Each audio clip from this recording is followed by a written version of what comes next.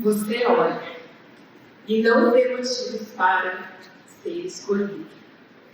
Ele te olha e não vê motivos para não te escolher. Boa tarde, minhas mulheres. Boa tarde. Eu sou feliz, me sinto honrada, primeiramente pelo Senhor por estar aqui, mas quero agradecer a pastora Débora pelo convite. Foi bem isso. Eu e minha família chegamos na comunidade de vida em janeiro. Vou contar um pouquinho para vocês como sucedeu isso. Mas é para este tempo. Deus escolheu que eu estivesse aqui com vocês. Amém? Eu sei que o meu horário, o horário do meu programa é o horário de soninho, que todas nós queremos estarmos esticadas numa rede, no ar-condicionado, mas eu te convido a entrar na minha história comigo, a ouvir a minha história, que é de muita fidelidade da parte do Senhor. Então, eu confesso para vocês que quando a pastora Débora me chamou para essa segunda reunião próxima ao retiro, para a gente alinhar as coisas, ela me disse, me deu um tema. E eu amo trabalhar com mulheres, vocês vão entender por quê, eu já vou contar um pouco mais. Mas quando, nessa segunda reunião, ela me disse, pense num tema e me fale depois. Eu não pensei em contar o meu testemunho. Há 2 anos e meio atrás, exatamente há 2 anos e meio atrás, eu contei a minha história para um grupo de mulheres, mais ou menos 120 mulheres. Foi a primeira vez, depois de 14 anos, do dia mais escuro da minha vida. Depois de 14 anos, Deus permitiu que eu contasse a minha história para um grupo de 120 mulheres. Quando eu estava saindo da sala da pastora, e eu ia pensar num tema, porque existem tantos temas que a gente pode falar, não é, irmãs? No final, eu já estava na porta. Ela me disse assim, pode contar um pouco da sua história, irmã, fique à vontade. E desde então, Deus tem trazido à minha memória muitas coisas sobre aquele dia, 18 de agosto de 2006. Então, eu te convido, se você tiver um pouquinho de sono, tome uma água gelada, e eu queria muito que você ouvisse a minha história com atenção. Prometo ser breve, prometo cumprir o horário, pastora. Mas eu nasci no lar evangélico, interior de São Paulo. Acho que vocês estão percebendo um pouco o meu sotaque de porta.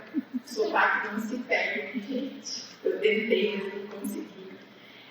Eu nasci num lar cristão. Eu sou esposa do Ricardo, mãe do Bruno, do Enzo, da Alice. Eu sou filha do Valdemir Teruel e da dona Ana. Sou irmã da Geice e do Fábio.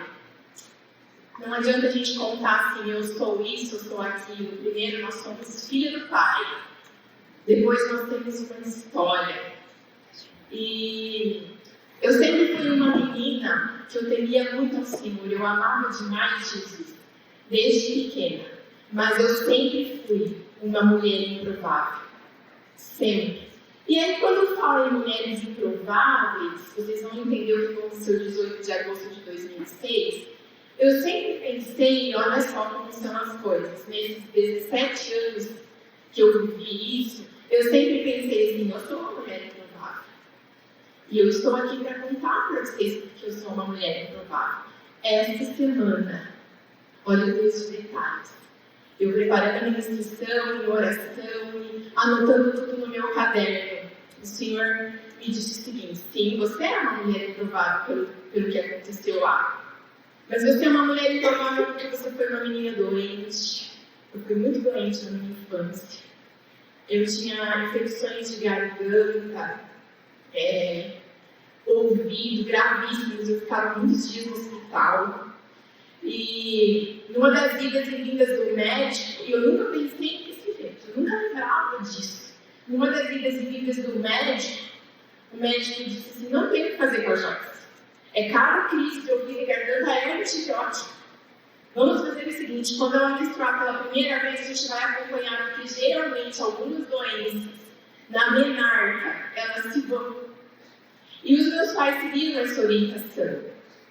E acredite, quando eu menstruei aos 12 anos, uma semana depois, eu estava na minha casa, Eu me levantei, eu estava assistindo televisão, eu era uma criança.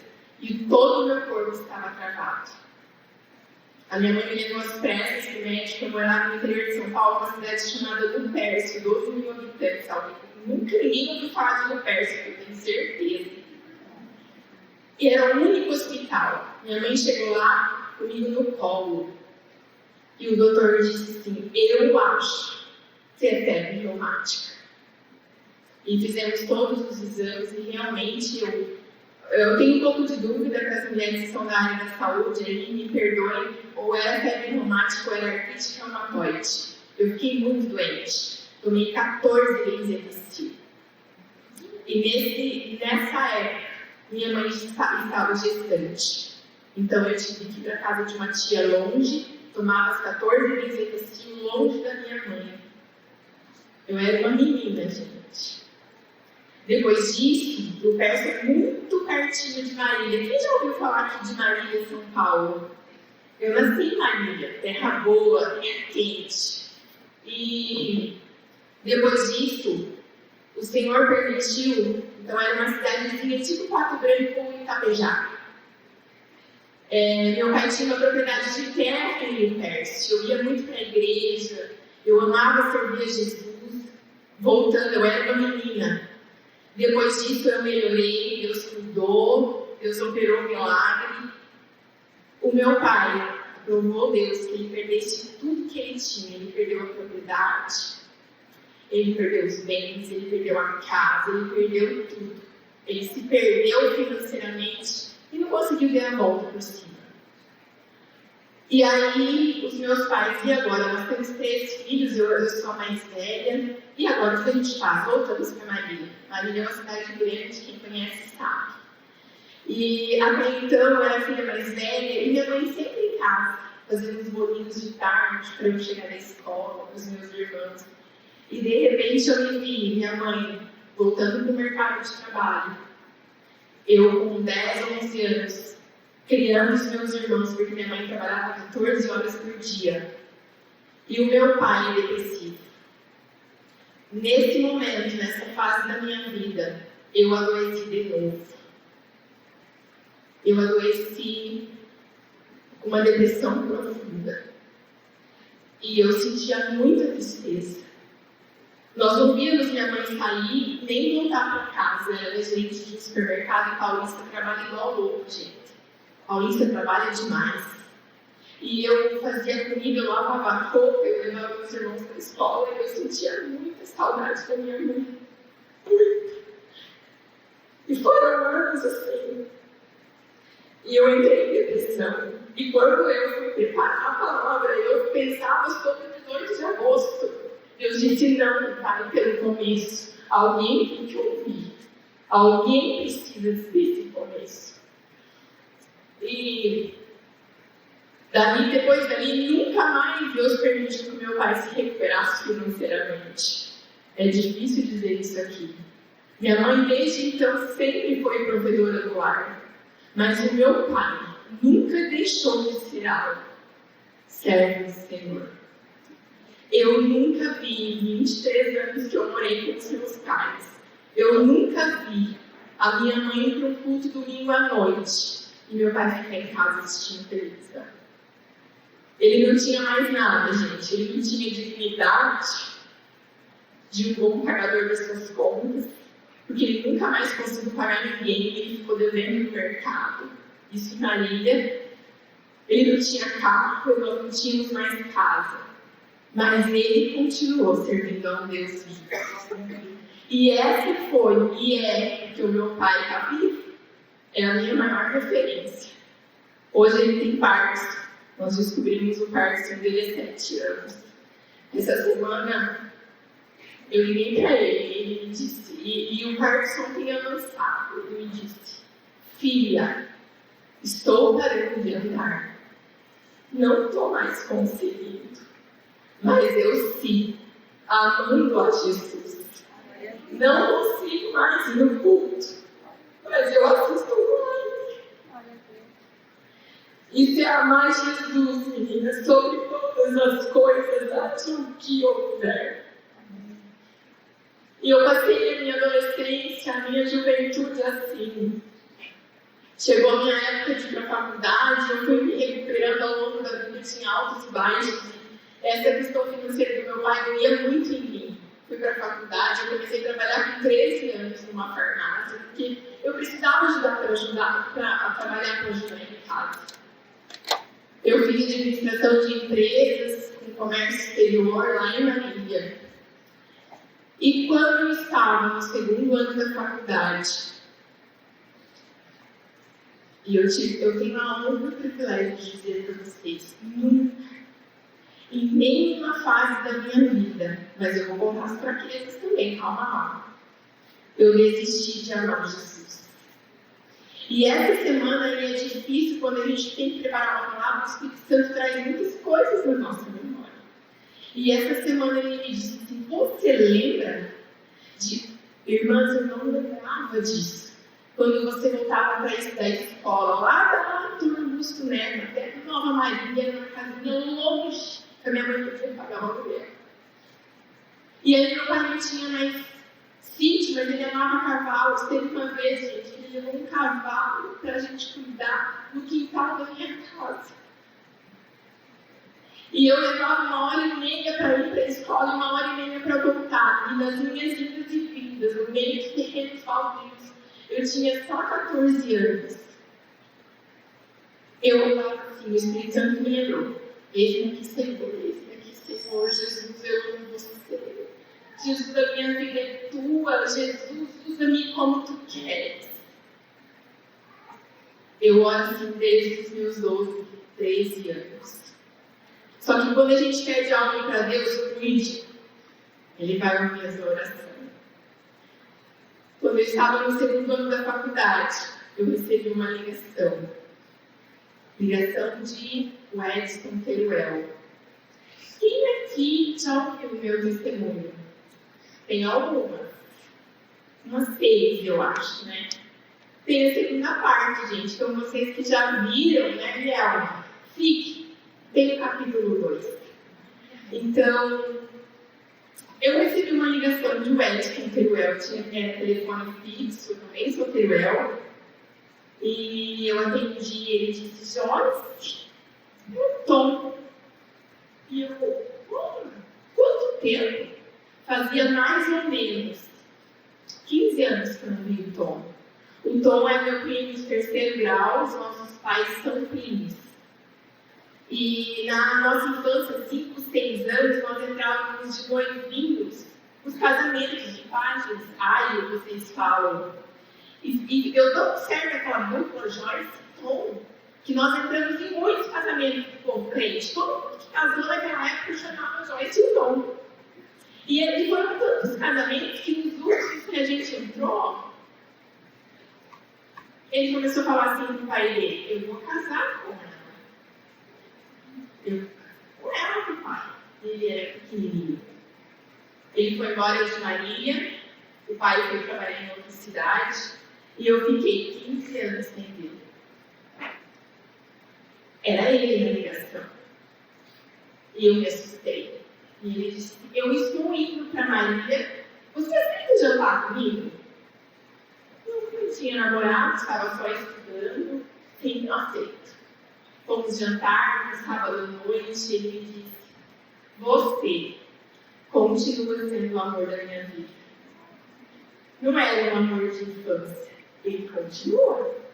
Eu não sei o que você vai me dizer, mas eu precisava te dizer, eu amo você. Eu nunca consegui namorar ninguém. E eu tenho que te contar uma coisa, eu estou sempre impressionada. Mas, desde que eu fui embora de Marília, eu peço para Jesus que eu quero casar com você. E eu disse, rapaz, eu lembro, gente, era restaurante de Mamma Mia, restaurante de massa. Falei, como assim? Você é meu primo, faz 15 anos que eu não te vejo, não tem problema. Mas eu não posso voltar a trabalhar, eu tinha trabalhado em Caxias do Sul, do lado de Gramado, sem te falar. Porque essa semana o Espírito Santo me disse, vai, conta pra ela. Eu falei, o quê? Sim, ele me disse, vai, conta pra ela.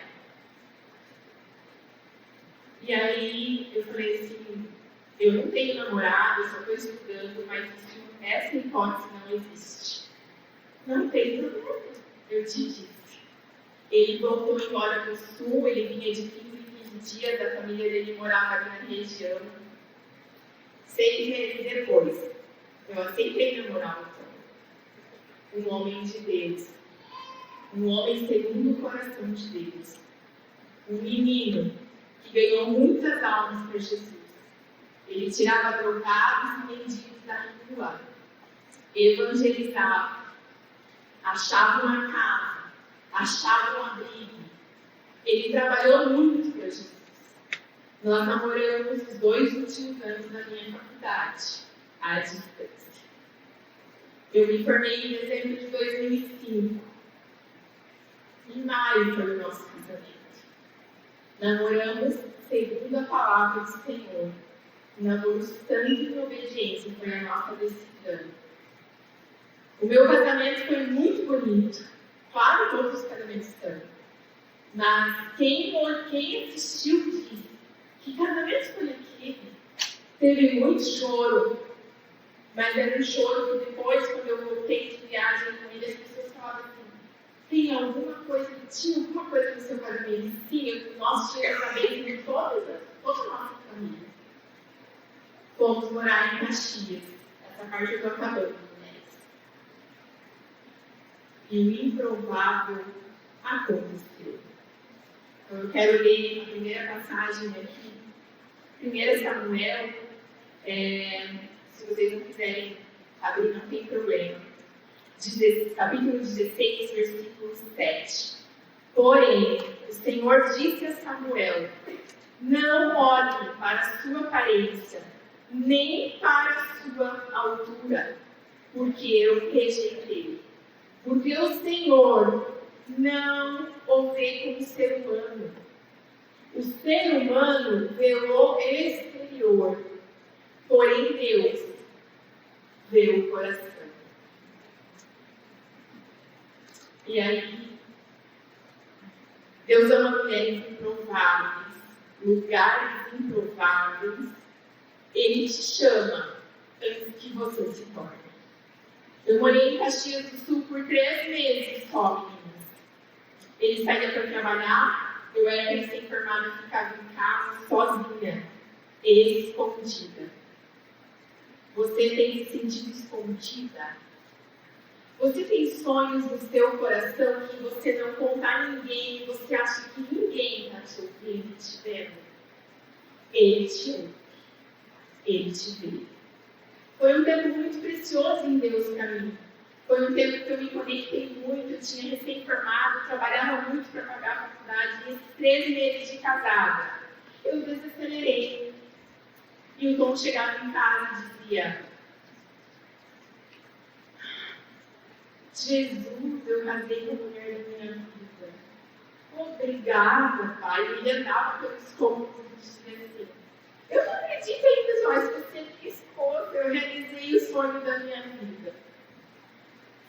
E aí nós tínhamos combinado que em 7 de setembro nós iríamos para Marília para ver o meu álbum de casamento e o meu vídeo de casamento.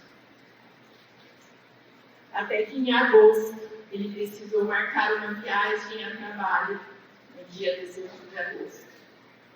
E eu não pude ir, eu tinha me inscrito no concurso da Caixa e era exatamente no domingo que ele ia viajar.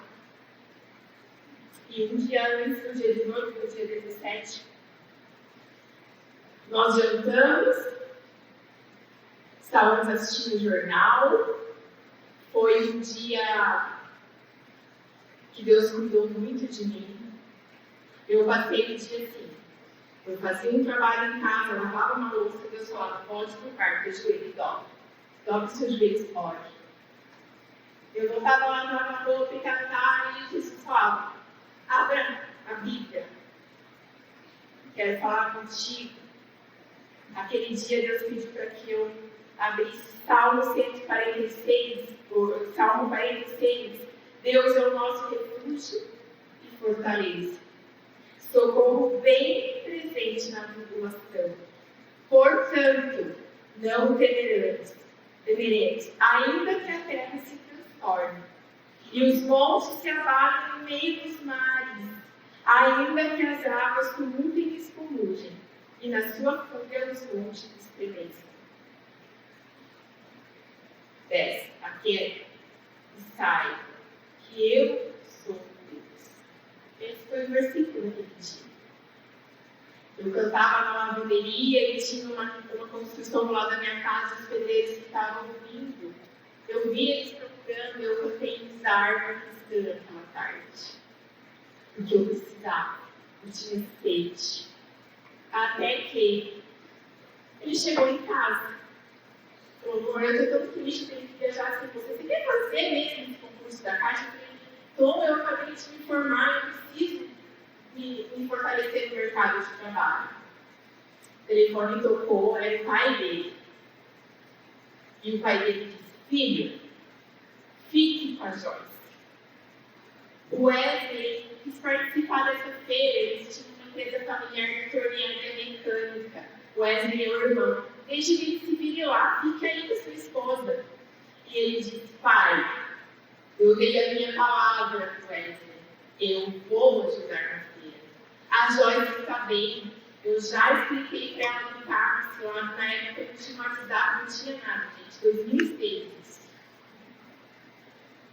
Antes da gente dormir, ele pegou nas minhas mãos e me disse. E essa parte que eu vou contar para vocês agora, tem um detalhe que Deus me contou essa semana. Olha só. Joyce, você é o amor da minha vida. Eu tenho tanto orgulho de que você é foco da minha oração. Mas, daqui para frente, toda a sua vida, todos os teus sonhos, eu vou te apoiar. Obrigada por tudo. Eu passei todos esses anos, para quem não contava, eu dizia assim, eu não acho que ele está aqui do meu lado, porque não é isso que os cristãos creem. Ele está na glória. Hoje, essa semana, Deus me disse, não era ele mesmo. Era eu. Eu usei a boca do Tom para dizer, estou contigo, sempre esteve. Ele se despediu de mim, às 4 horas da manhã, o celular tocou. Ele se arrumou, ele não disse uma palavra, ele era muito falante, muito feliz, ele era feliz em Jesus, verdadeiramente. E eu disse para ele, vem aqui, estava muito frio, gente, muito frio, era agosto ainda, mas no Grande do Sul é pesado, filho. Vem aqui me dar um beijo. Ele não olhou nos meus olhos, ele não se despediu de mim, ele não quis o meu abraço. Talvez um dia eu saiba, talvez Deus contou para ele que soube que ele levaria não sei. Talvez na glória um dia eu saiba. E ele partiu. Às 7h30 da manhã, Deus levou o meu marido. Ele era ótimo motorista. Muito bom. Ele dirigia desde os 18 anos na estrada. Mas a batida foi de um jeito que ele não se salvou. E eu estou aqui para te dizer que Jesus nunca me deixou. Nunca me desamparou. Seja forte, mulher. Corajosa. Mesmo que você ache que você não é capaz. Não despreze os começos humildes. Toda longa caminhada começa com o primeiro passo. Dê valor aos seus fundamentos. Dê valor aos seus recomeços. Dê valor ao lugar que você está escondido.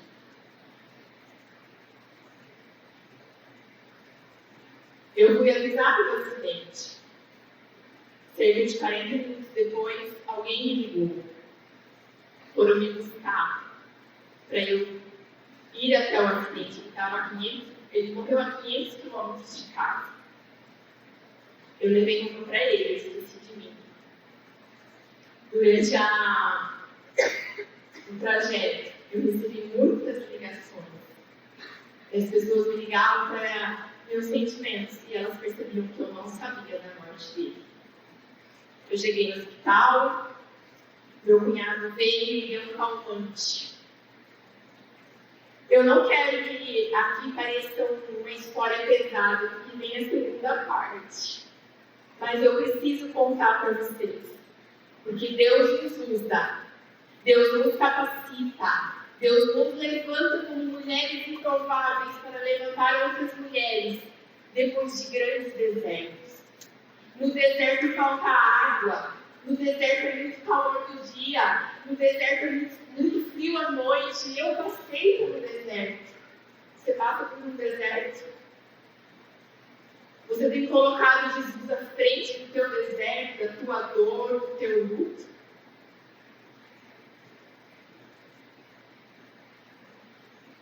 Eu viajei 500 quilômetros e descobri que meu marido tinha partido para a glória. Eu passei o dia no INL. Eu tinha só 22 anos, gente. Eu era uma menina.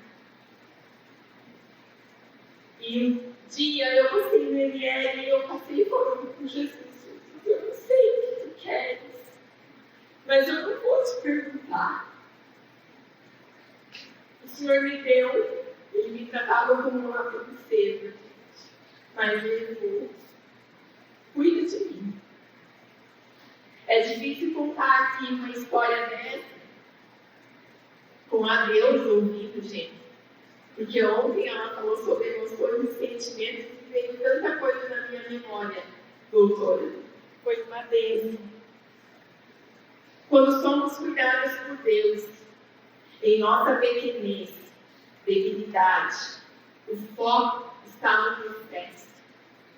Ame o seu processo. Cuide do lugar que você está. Mulheres comuns são encontradas por Jesus. Você se acha comum? Sim, nós somos comuns, somos mães, somos esposas, filhas, solteiras, viúvas. Mas nós passamos por divórcios, por lutos, por traições, por abandonos, por dor. Mas há um Deus que nunca vai nos trair, que nunca vai nos abandonar. Ele acredita em você. Chegou um tempo de mulheres improváveis que Deus quer levantar para sermos guerreiros do Pai, para lutarmos, para unirmos umas com as outras e ganharmos almas para Jesus. Existem tempos difíceis chegando, mulheres. É bíblico isso. Qual será nosso posicionamento? Nós estamos levando Jesus para outras pessoas. Nós estamos deixando o nosso legado sobre fé em Jesus para os nossos filhos. Qual é a marca que nós estamos deixando na terra? O Tom foi enterrado em Alvilândia, a 30 quilômetros de Marília. Eu viajei 12 horas, numa madrugada fria e gelada, com uma funerária na frente. Minha mãe ficou 18 horas entre a morte dele até eu chegar, sem conseguir falar comigo. Ela não conseguia pegar o telefone. Nunca entendeu. De tanta dor que havia nela. De saber que eu estava passando pelo luto com 22 anos. Ela me deu aquele abraço de mãe. Quando eu cheguei para o velório, Deus sabe o que Ele está fazendo quando Ele te lança no deserto. Lá nós somos forjados. Lá nós temos força na fraqueza. Lá nós dependemos do Pai. E resumindo, no outro dia eu estava em Marília. E eu voltei para a minha casa. Voltei do lado do meu pai e da minha mãe, sempre estiveram comigo. Eu fiquei quase 1 ano sem trabalhar, eu fiquei quase 1 ano sem dirigir, eu fiquei escondido. Mas eu fiquei 1 ano recebendo visita de pessoas que queriam me ajudar de alguma forma. E muitas vezes eu recebi visitas de pessoas que olhavam para mim e se perguntavam, eu conseguia ler o olhar delas. O que vai ser dessa menina? Mas eu sabia em quem eu cria. Eu sabia o Jesus que eu amava. Eu sabia que era Ele permitindo o meu deserto. E um dia, eu até a Eliane brincou, não vou cantar aqui, eu também não sou cantora,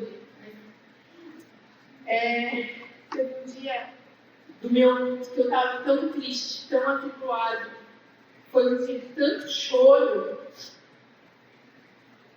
eu nunca mais voltei para Bexiga. Foram buscar os meus móveis, a minha mudança, eu nunca mais voltei. Eu não quero voltar, eu já passei. E eu sentei num quarto escuro, bem pequenininho, que era do meu irmão que já namorava nas coisas. E eu lembrei de um hino daquela banda de irmãos, Dedo de Davi, muito antiga. Quem já ouviu os hinos do Dedo de Davi? Olha, tem vários. 40 anos, irmã, eu tenho, então eles têm que uns 60 anos de banda, né? E minha mãe cantava os hinos de Dedo de Davi. E eu sentei naquela cama e eu cantava. Eu agradeço ao meu Jesus pelo perdão, por nossas vidas e sua grande proteção. Sou grata a Deus por responder minha oração. É no luto, é na dor e pela paz no coração. Esqueci essa parte. Aí tipo, Divino Mestre, muito obrigado por tudo quanto a mim tens feito. Receba agora os meus louvores de inteira gratidão. Quero que sirva de adoração. Eu pedi para Jesus, não deixe, Jesus, que eu blasfeme. Não deixe que eu questione. Eu fiquei viva por 3 anos. Em 2009, eu decidi, então eu tinha 3 anos de viúva, embora para Cascavel. Meu irmão tinha uma empresa lá. E a empresa não estava muito bem. Eu fui para ajudar, eu precisava recomeçar, eu já tinha trabalhado alguma coisa antes. E aí, eu falei, Deus, eu queria tanto casar novamente. Meu maior sonho era ser mãe.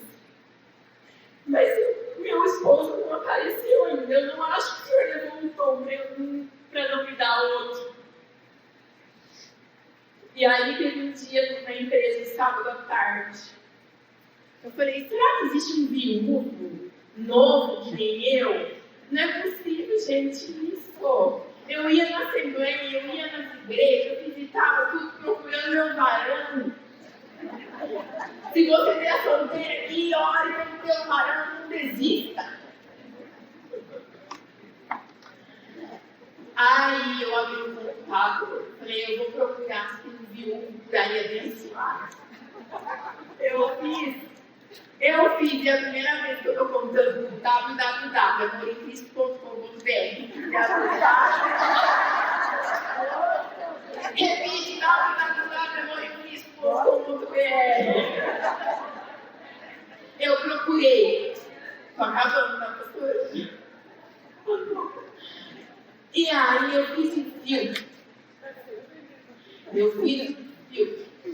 quero que tem bonito e novo, Paraná. Vou para cabelo. Naquela época tinha MSN,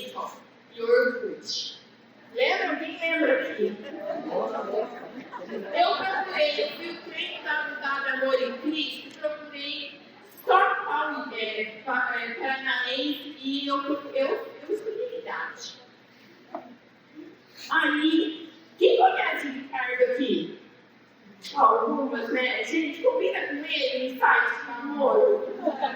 Ai, vou aceitar. O primeiro, veio uma listinha. Veio. O primeiro, aquele branquelo lindo. Ricardo Kist. Falei, gostei desse. Aí eu dei uma passada nas páginas e eu gostei. Os outros deixam quieto.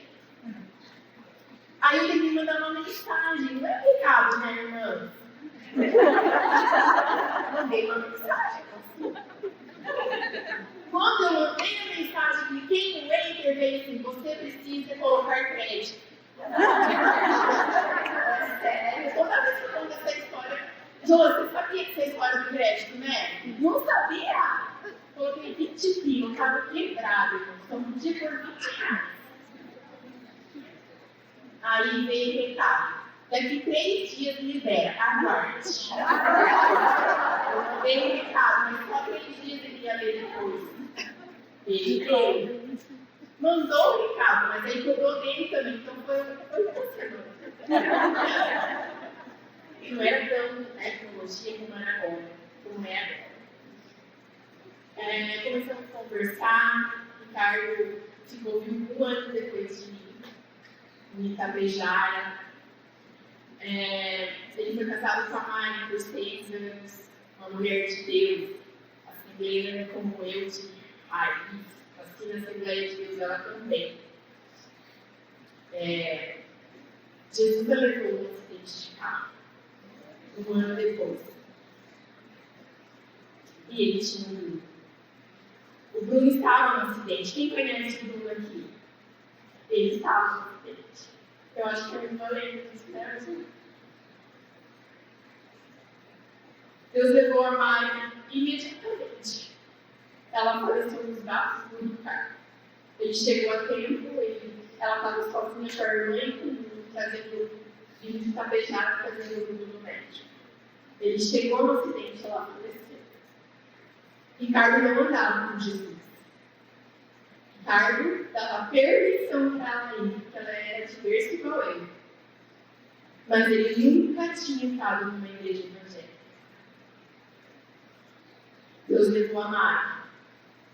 E o Bruno foi para o hospital, porque alguém passou pela estrada, pegou aquele menino de 6 anos e entregou no hospital. Está aqui, é muito grave. Não pode. A administração sabe, não pode pegar alguém acidentado. Aquele homem tomou essa iniciativa, foi essa iniciativa que salvou a vida. O Bruno fez 14 cirurgias. O Bruno ficou 6 meses em São Lucas. Isso eu sei de história, gente. Eu nem sonhava em Itabejara do Oeste. Todas as vezes que tentavam tirar o Bruno do hospital, ele tinha hemorragia interna entre Pato Branco e Itabejara. O Ricardo entrou numa depressão profunda, engordou 20 quilos, ficou doente. Quem cuidava do Bruno era a minha sogra, porque ele não tinha condições nenhuma. Maria era uma serva de Deus que estava com Jesus. 1 ano antes, Jesus levou o Tom. 3 meses antes, eu conheci o Ricardo, eu estava num culto. Uma pastora que eu nunca tinha visto na vida, veio até mim e me disse: Deus está te levando para uma nova terra, que você nem sequer, nunca ouviu falar o nome. Mas lá, tem 2 pessoas esperando por você. Você vai chegar, pegar e vai caminhar. É muito. Nós namoramos 13 meses. Casamos em outubro de 2009. Com a bênção do pastor, com a bênção dos nossos pais. E recomeçamos juntos. Hoje, nós vamos fazer agora dia 6 de outubro, 14 anos de casado. Deus me deu mais 2 filhos. O Enzo com 14, com 13, completou antes de ontem. A Alice com 8. E aí, eu colei uma colinha aqui para vocês. Viva as suas estações, mulheres preciosas. Desfrute de cada uma. Viva os sonhos de Deus, ou de sonhar. Tem sonhos que ardem no teu peito que ninguém sabe. E você diz, Deus está ficando louco. Mas nada tira aquilo do teu peito. Olha a Deus. Possivelmente está nesse negócio. Não desista. E aí, eu me casei. Falei, agora eu vou desfrutar da promessa. Ué? Deus me deu? Ele falou que eu ia para um lugar longe, que eu ia pegar pela mão de 2. Tem 2 aqui. Ali minha parte 2. É difícil quando a gente se acha pronto, tal. Mas eu cresci na igreja. Agora é só casar e viver a promessa, e levar o nome de Jesus, falar de Jesus para as pessoas. Por quê? Eu estava esquecendo dessa parte. Quando o Bruno estava entre a vida e a morte lá, no UTI, o Ricardo teve um encontro com Deus. Ele estava sentado numa cadeira, tinha da UTI, olhando para o filho, morre ou não morre. E ele assim, perdi minha esposa, meu filho não sei se vai sobreviver, imagina isso sem Jesus, gente. Eu sofri muito, mas eu tinha Jesus, eu tinha palavra, eu fiz a terapia do mundo com o pastor presbiteriano abençoado, psicólogo abençoado. Ele não teve nada disso, ele não tinha conhecimento, ele não andava com Jesus. E naquele hospital ele ouviu uma voz. O Bruno é meu, ele vai sobreviver. E ele me conta que desse dia em diante ele decidiu que ele aceitaria Jesus. Ele aceitou Jesus, se batizou, a gente já estava namorando, então nós casamos na igreja evangélica. Mas depois que eu casei, aí o Ricardo estava em casa. E eu ia sozinha para a igreja. E eu fiquei brava. Por muitos anos. Por quê? Porque qual era a minha referência de servo de Deus? O meu pai. O pai e o Tom. O Tom amava Jesus sobre todas as coisas. O meu pai amava sobre tudo que passou e nunca deixou de servir Jesus. E eu falava para ele, homem do céu, eu vi Jesus desde que eu nasci, você se batizou, vamos comigo. Ele, não. Já aconteceu com você? Você esperar muito de alguém? Você fala, olha para a primeira promessa e depois a pessoa te desapontar? E assim, eu não estou aqui para contar que eu sou perfeita, eu não sou, irmã do céu. Mas eu fiquei anos fazendo isso. A pastora conhece muito bem a gente, o Ricardo, como ele está, que sente que ele tem Jesus agora, né, pastora? Eu ainda estou em êxtase, vou chegar, essa é a parte 2. Vai para o legendário de março. Eu estou comemorando, eu estou feliz, gente. E aí, eu queria ficar na parte dele. Chegava às 5h30 no domingo, ele começava a ir para o quarto, ligava para o ar, fechava as cortinas, eu estou com sono, eu vou dormir. Eu falava, daqui a pouco tem que começar a aproximar no culto. As crianças pequenas ainda, foi antes assim. Ele, eu não vou. E na época eu tinha um pânico. E eu falava, mas você tinha um pânico? Ele falava, Joyce, eu não vou, pode ir com as crianças. Aquilo que eu ia na minha aula. O pode ir com as crianças não é a minha realidade.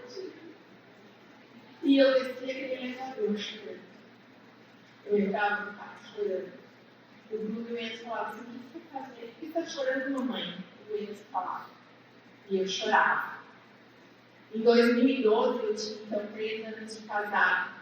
eu fui conversar com o pastor, porque aí o meu casamento começou a entrar em crise. As nossas brigas eram por causa que eu queria que ele fosse para a igreja.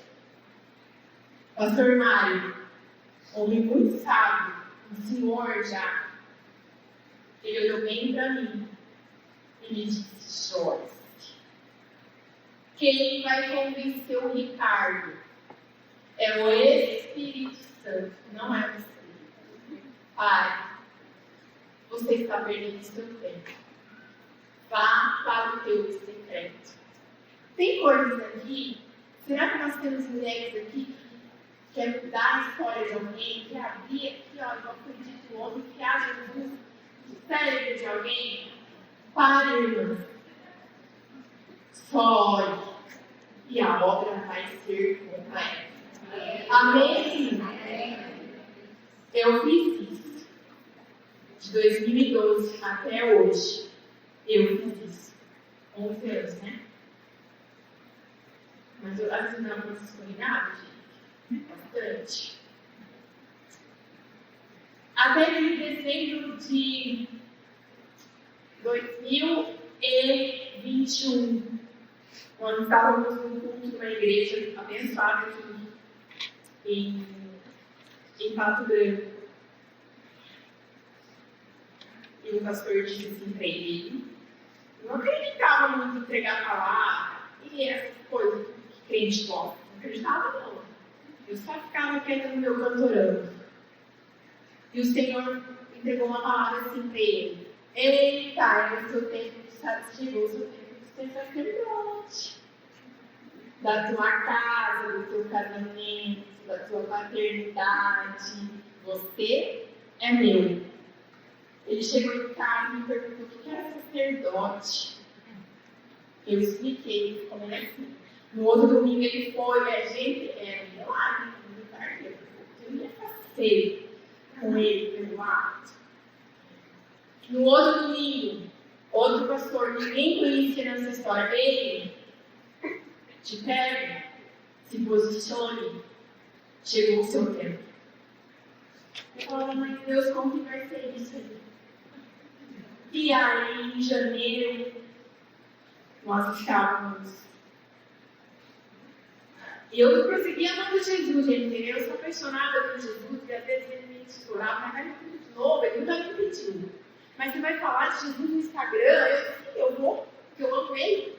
Ele me sustentou, ele cuidou de mim no luto, ele cuida de mim até agora, nunca me abandonou.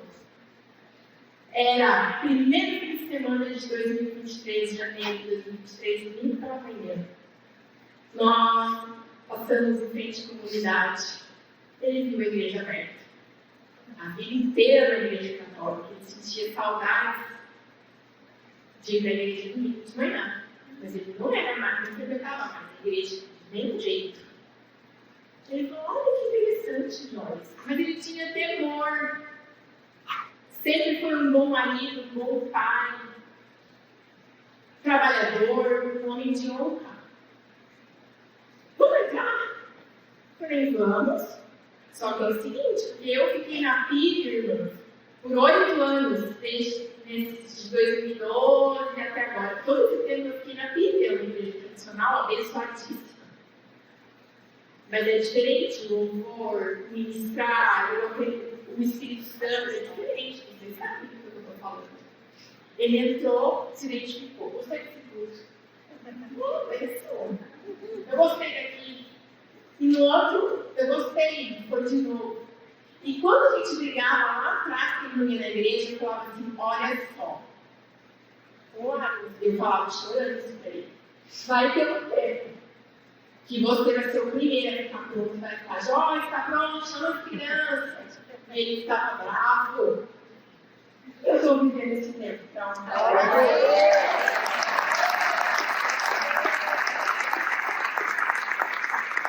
inclusive, porque a pastora e o pastor Marcos nos programas que acabamos de nos formar.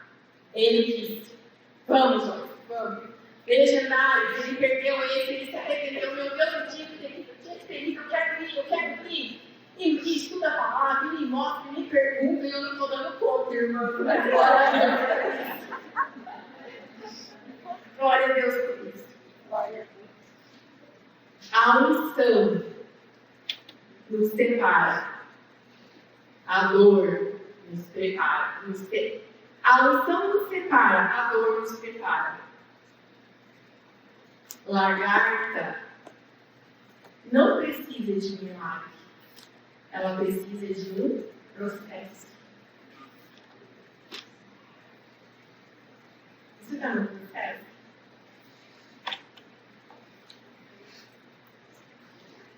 Você está vivendo uma dor e um luto? Você tem orado há anos fios para que o Senhor realize o desejo do teu coração? Posso dar minha opinião? Não pare. Não pare. Não desista. Não retroceda. Ele é contigo. Jesus é o teu Senhor. Ame sobre todas as coisas. É para esse tempo. Deus quer cada um de nós nos levantando. Deus nos mostrou isso no meio da pandemia. E sim, para quem acha, será que esse tema mulheres improváveis ela tirou da onde? Sim, eu conheci esse tema quando a pandemia chegou no Brasil. Abri o YouTube, tudo fechado no Brasil, escolas fechadas, empresas fechadas, Viviane Martinello.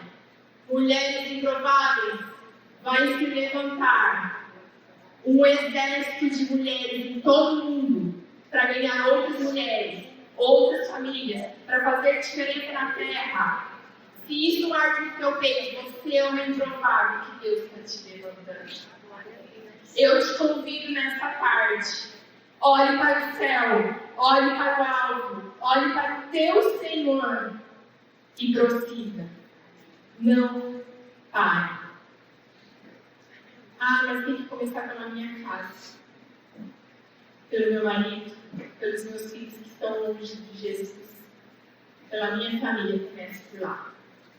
Nós falamos sobre os primeiros começos. Deus não está buscando mulheres perfeitas. Ele quer mulheres autênticas, dispostas. Ele está agindo em você para atuar através de você. Qual é a melhor maneira de você dizer para outras mulheres que Jesus é real, que Ele cuida, que Ele zela? Qual é a melhor maneira? Você vivendo o processo, passando pela prova, passando pelo fogo. Nós jamais poderemos dizer coisa alguma, conselho algum para alguém, se nós não experimentamos os dias difíceis. Quando eu cheguei naquele hospital, o médico chorava comigo. Era um menino novo, de uns 30 anos, um doutor novo, e ele não conseguia contar para mim que o Tom tinha morrido. O meu sogro contou. Aí a doutora Deusa falou sobre emoções e sentimentos. Meu sogro, ele era presbítero da Assembleia de Deus. E o Tom era um filho muito amigo. O Tom morreu em 2006. Olha só como é difícil, gente, às vezes. Nós precisamos decidir vencer.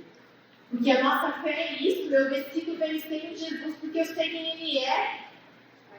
Eu decidi. Mas não porque eu sou melhor que ninguém. É porque eu me sustentei na fé. Eu me sustentei no amor da minha família e no amor que Jesus tinha por mim. O Ernie se entregou. Eu chegava na casa deles. Todos os portas de pratos virados para frente. Todos.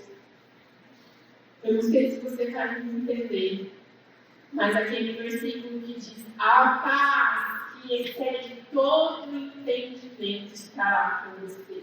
Eu vivi isso. Foram anos de choro, 3 anos, mas eu senti uma paz que o mundo não entendia. Nessas visitas que as pessoas fizeram para mim no primeiro ano, elas sentavam em frente de mim, elas tinham certeza que eu nunca mais ia conseguir. Hoje continuem parindo. E elas respondem quando eu posto essas fotos, e elas falam assim, Joyce, que maravilha. Jesus restaurou a tua história. Jesus te deu uma família. Qual é o teu legado? O que você está fazendo para Jesus? Qual é a semente que você está plantando? Isso vale para mim também? Deus some os nossos corações. Apenas Ele é capaz de enxergar tudo que está escondido. E aí, eu já estou encerrando. Lá em Mateus, vou ler para vocês, 5:14. É isso que Deus espera de nós. Vocês são a luz do mundo. Não se pode esconder uma cidade situada no alto de um monte. Nem se acende uma lamparina para colocá-la debaixo de um cesto. Mas num lugar adequado, onde ilumina bem todos os que estão na sua casa. Assim brilhe também a luz de vocês diante dos outros, para que vejam as boas obras que vocês fazem e glorifiquem o Pai que está no céu. Somos lamparinas de Jesus, amém? Amém. Se você ainda não se sente uma lamparina do Pai, se você não se sente uma lamparina na tua casa, se você não se sente uma lamparina lá no teu trabalho, acenda. Como foi dito nas últimas semanas, Deus não precisa do nosso louvor, da nossa adoração. Nós é quem precisamos dele. Mas Ele conta conosco como um exército de mulheres para fazer diferença. Amém. O meu outro pastor, o Ricardo, hoje é um homem salvo, lavado, remido no sangue de Jesus. Amém. Ele viu um banner do Caminho de Deus, que é um evento que vai ter em novembro na comunidade. Ele já quer. Como que é, João? Eu estou vivendo isso, mas eu ainda estou no processo. Todas, talvez, pastor, sabe o que eu penso? Enquanto estivermos na terra, nós estamos no processo. Terminamos com Jesus. Um outro processo, não, encerra um outro. Até que a gente chegue com ele. Jesus está voltando. Quais almas Ele conta com você para ganhar? Nós temos um tesouro, como a pastora disse. Está aqui. Talvez você tenha caminhado com pessoas que não sabem Jesus que você tem e você tem se calado. Pode soltar. Eu vou encerrar, pastora, só um pouquinho. Para você ouvir esse hino de Eixa. Deus está nos ensinando. Ouça, por favor. Achei que todo mundo conhece. Quem conhece? Deus está nos ensinando. Ouça. Eu cantava esse hino, chorando e dirigindo depois do meu Deus. Deus está me preparando para um novo tempo. Ele está te preparando. Deus está me ensinando a viver para Ele cada momento. Olha A só. tribulação só produz em mim paciência. Ele está te ensinando. E a solidão nunca pode me Ó, ele é contigo. da sua Ele faz a gente. Ele vai. Deus está me ensinando a viver. Deus está me ensinando a sonhar. Deus está me preparando para ver todas as promessas que eu vou conquistar. Deus está me ensinando a obedecer. livro de capítulos, ele é testigo. Olha para você, preciosa. Enquanto eu espero a minha bênção, Deus está me ensinando a adorar. Pode convidar você a estiver na boa, pastora? Vamos ficar de pé. Deus está me ensinando Peço para a gente adorar, me ensinando. aleluia. Deus está me ensinando a adorar, me ensinando. Deus está. Olha só o Natal, olha só. No dilúvio, no êxodo, na prisão, na pobreza, na escassez, na seca do sertão, no calor do deserto, no mar que foi aberto, naquele projeto que nunca deu certo, no cemitério, nos chões sem mortos, nos escombros de terremoto, nas ruínas de tudo cair, no choro da mãe que perdeu o seu filho querido, nos gritos de pavor, nos silêncios da dor, nos pilares dos palácios, nos hinos de louvor, na cova dos leões, na morte de tudo, nas gotas de sangue que meu Deus Jesus, nas tribulações e nas perseguições, nas gotas de cura.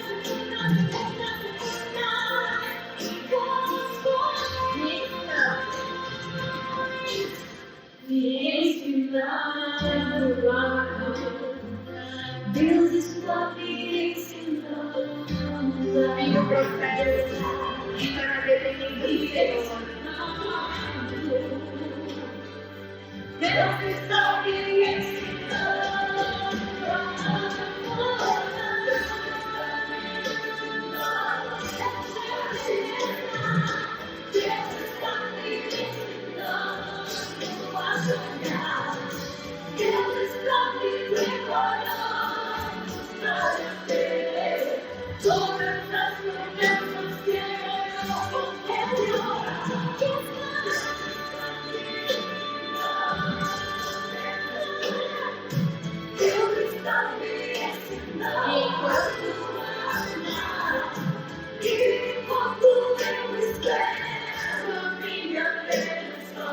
Deus está me ensinando a adorar, me ensinando. Deus está me ensinando a adorar. E para encerrar, eu vou entregar o microfone para a pastora Débora. Deus Uma frase que eu amo muito, guardem para vocês. Mulheres feridas levantam bandeiras. Mulheres curadas levantam outras. Vamos falar juntos? Mulheres feridas levantam bandeiras. Juntas agora, vamos lá. Ó. Mulheres curadas levantam outras mulheres. Mulheres curadas levantam outras mulheres. Que sejamos curadas, fortalecidas, restauradas em nome de Jesus. Amém?